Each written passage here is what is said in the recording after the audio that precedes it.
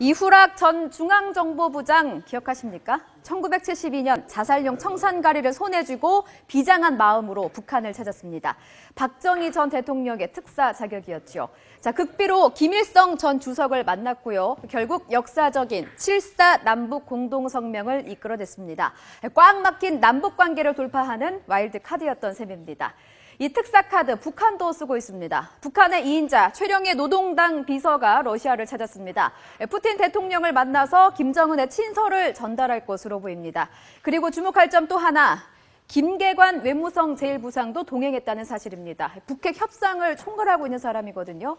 김정은 정권의 실세와 북핵 협상 담당자가 러시아를 찾았다? 우리는 물론이고요. 중국에도 그리고 미국에도 시사하는 바가 예사롭지 않습니다.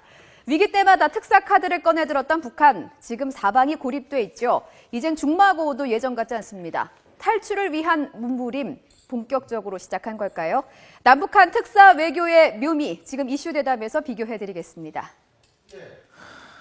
방금 안보라 앵커도 얘기를 했습니다만, 최룡의 방북부터 해서 옛날에 이후락 중앙정보부장의 방북, 바로 그 시절에 그때 얘기도 좀 집중해서 얘기를 해보려고 합니다. 지금 이 자리에는 북한민주화포럼의 이동복 대표, 그리고 북한 외교관 출신이시죠. 국가안보전략연구소 고영환 수석연구위원 두 분 나와 계십니다. 안녕하십니까? 안녕하십니까? 자, 일단은 이번에 이제 특사 갔어요, 최룡이가. 네. 그 대표님께서 어떻게 보세요? 이번에 특사 파견. 어디서 누가 나한테 그 얘기를 하는데, 북한이 승부수를 띄웠다 이런 얘기를 하더라고요. 근데 그 얘기를 들으면서 그렇게 얘기를 했어요. 그건 가당치 않다. 이번에 북한이 최영애를 특사로 파견하는 것은 북한이 얼마나 지금 안전자리가 뜨거운지, 그야말로 견디지 못해서 하는 그런 행동이지 여유 있는 행동이 아니다. 이제 그렇게 얘기를 했어요. 왜 그러냐 하면은 지금 북한이 그동안 최근에 여러 가지 외교 활동을 벌였어요. 이제 중국하고도 했고, 일본하고도 해보고, 또 우리하고도 여러 가지 냉탕, 온탕을 했고, 이러면서 경제적으로 급한 상황을 좀 어떻게 꾸려보고, 그러려고 그러다가 최근에 이제 COI 보고서를 기점으로 해가지고 유엔에서 불이 붙었죠. 정말 불이 붙었어요. 그 이제 유엔 총회에서 지금 3분과위원회에서 이 COI 보고서에 기초를 둔 결의안이 나와 있어요. 그 결의안 7항 8항에 북한의 최고 지도부를 국제재판소에 회부하는 문제를 유엔 안전보장이사회가 진지하게 검토해달라 이런 요구가 담겨 있죠. 이 불을 끄기 위해서 북한이 지금 온갖 노력을 다 하죠.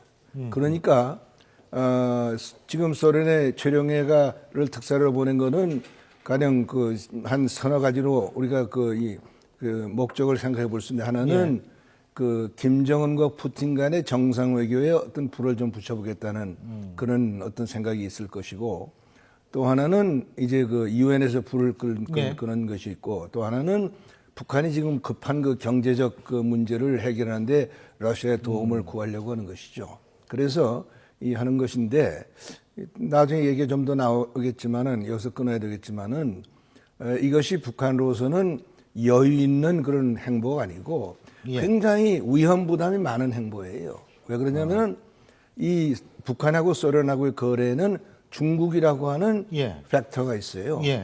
지금까지 역사적으로 중국이 북한은 자기의 완전히 독점적 구역으로 이렇게 했었는데, 이번에 러시아에 가서 경우에 따라서는 북한이 중국의 품 안을 벗어나는 어떤 측면이 나올 가능성이 있죠.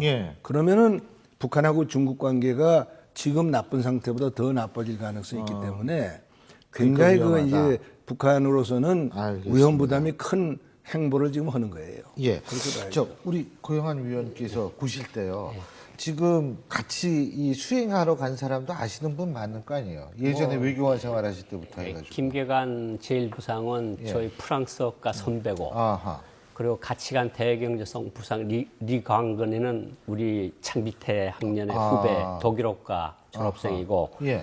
그리고 이제 제가 인민무력부 부총참모장은 모르겠는데 세 명을 데려갔거든요. 예. 그러니까 아무래도 외교 쪽이니까 김계관을 갖다 놓은 거 보면 이제 말씀하신 것처럼 정상회담 문제가 있을 거고 그 김정은의 러시아 방문 문제가 있을 거고 두 번째는 중국이 그 유엔 안보리 등 유엔의 무대에서 북한의 편을 잘 들어주지 않으니까 아마 그 육자 회담이나 핵 문제에서 북한의 입장을 좀 도와달라 예. 그런 측면이 있을 것 같고 예.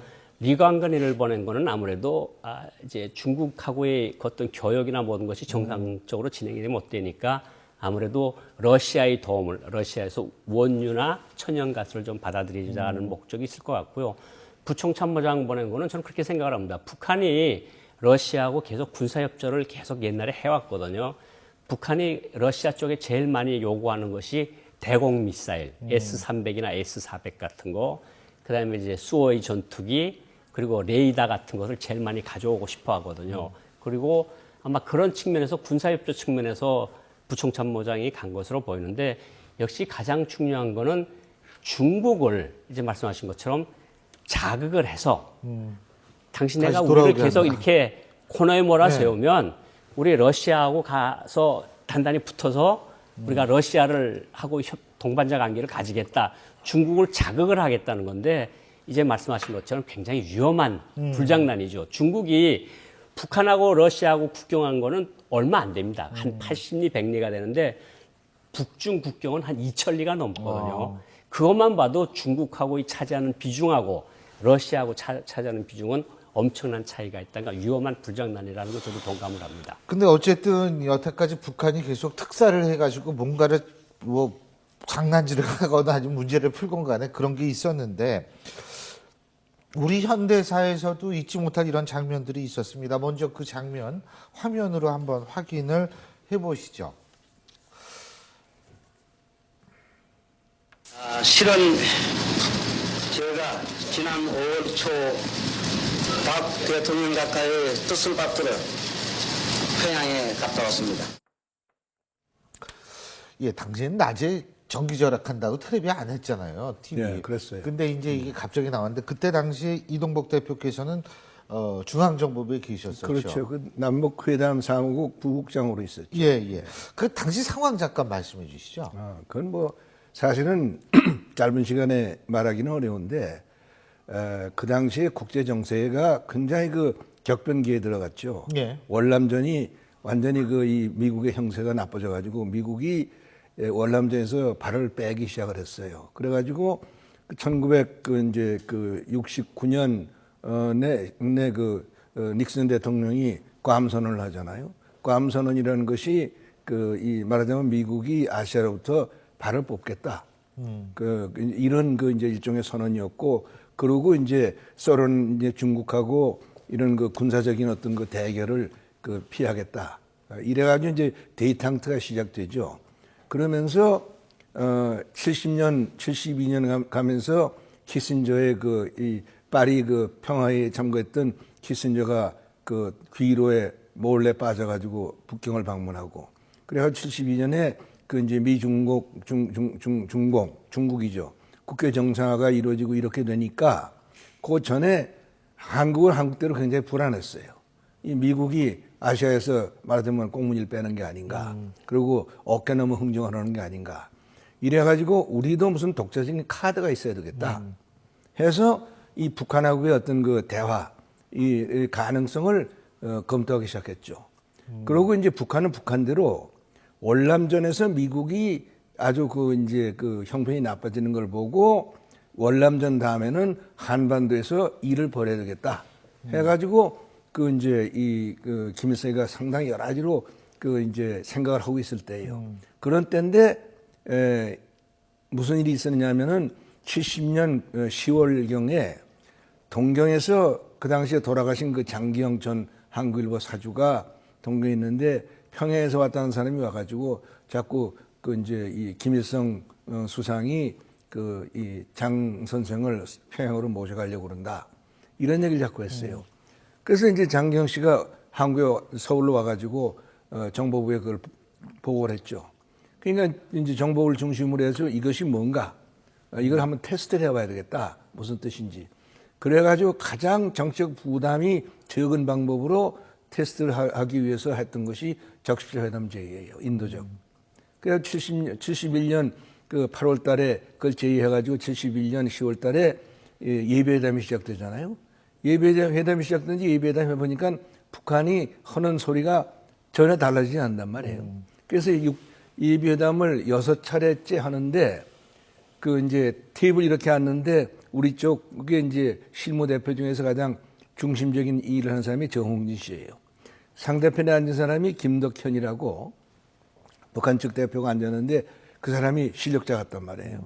그래서 6차 회담 때 잠깐 남아서 우리 얘기하자 그래가지고 둘이 남아서 서로 자기소개를 했어요. 나는 중앙정보부에서 나왔다. 당신은 어디서 나왔냐고 했더니 조선노동당 중앙위원회 책임지도원이다. 그럼 우리가 다 일종의 실력기구에서 나왔으니까 이 회담을 좀 우리가 도와주자. 그래가지고 따로 얘기를 시작했어요. 따로 얘기를 시작하다가 그 12월쯤 돼가지고 얼마 전에 동경에서 이런 일이 있었는데 당신은 아느냐 물어보니까 김덕현이 갖고 우리가 한 거다. 우리가 장 선생 모셔가려고 그런다. 그러니까 그러면 지금도 그럴 생각이 있느냐. 그럼 장 선생 가시도록 주선하겠다.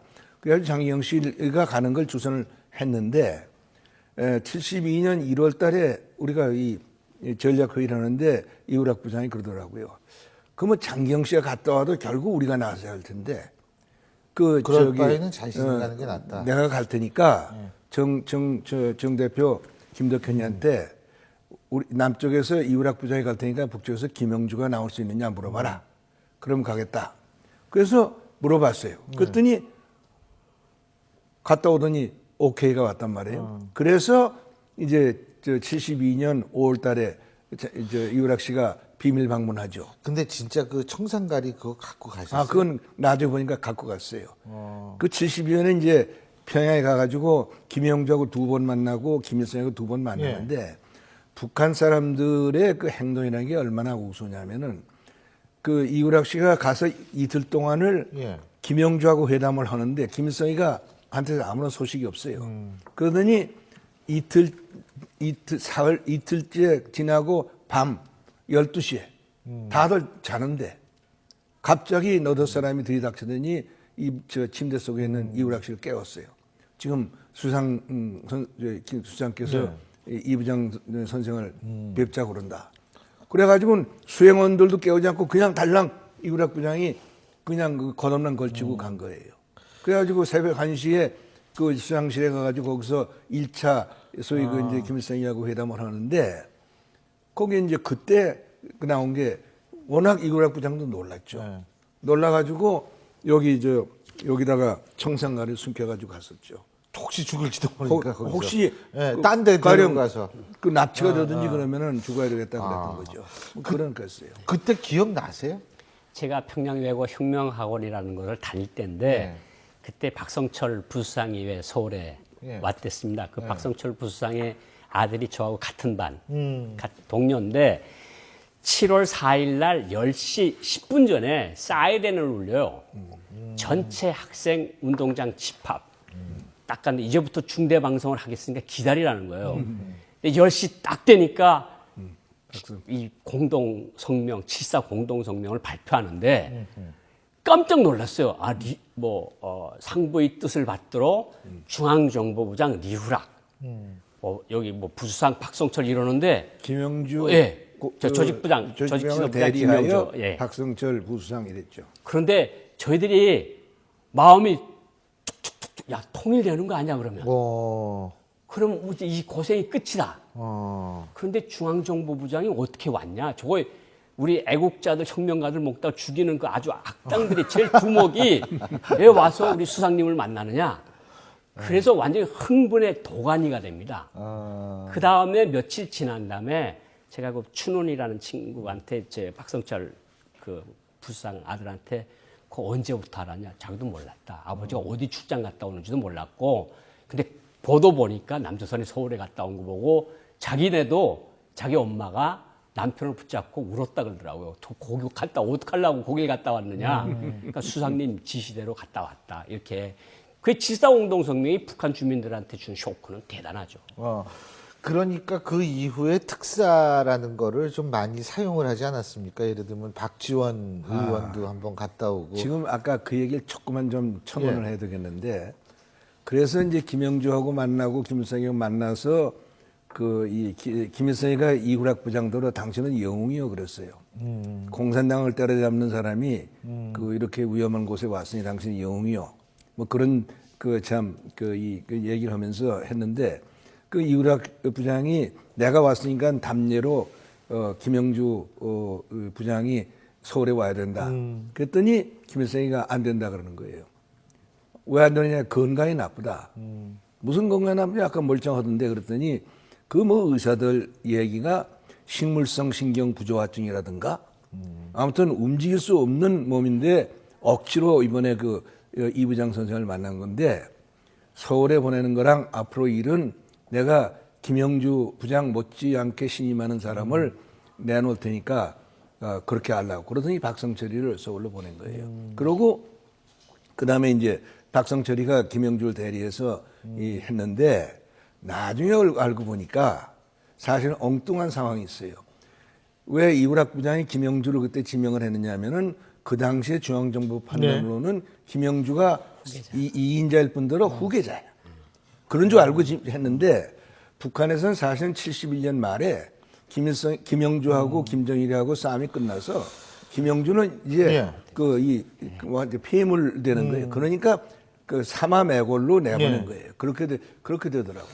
끝으로 간단하게 북한에서 이렇게 우리나라 특사 같은 거 하면 보도 보신 적 있으세요?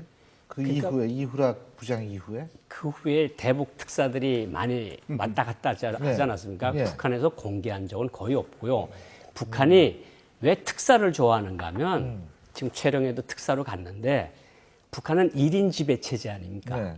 자기가 못 가는 거를 다른 사람을 보낸다는 거거든요. 그런데 외국에서는요, 특사를 별로 좋아 안 합니다. 한 가지 임무만 받고 오는 사람이라 별로 좋아 안 하고 정부 대표단 같은 걸 좋아하거든요. 근데 북한은 특별히 김정일, 김일성의 그 어떤 임무를 주어서 보내는 사람이다. 그래서 특사 외교를 좋아하는 거죠. 알겠습니다. 오늘 두 분 말씀 듣다 보니까 시간이 벌써 후딱 갔네요. 오늘 말씀 여기까지 듣겠습니다. 감사합니다.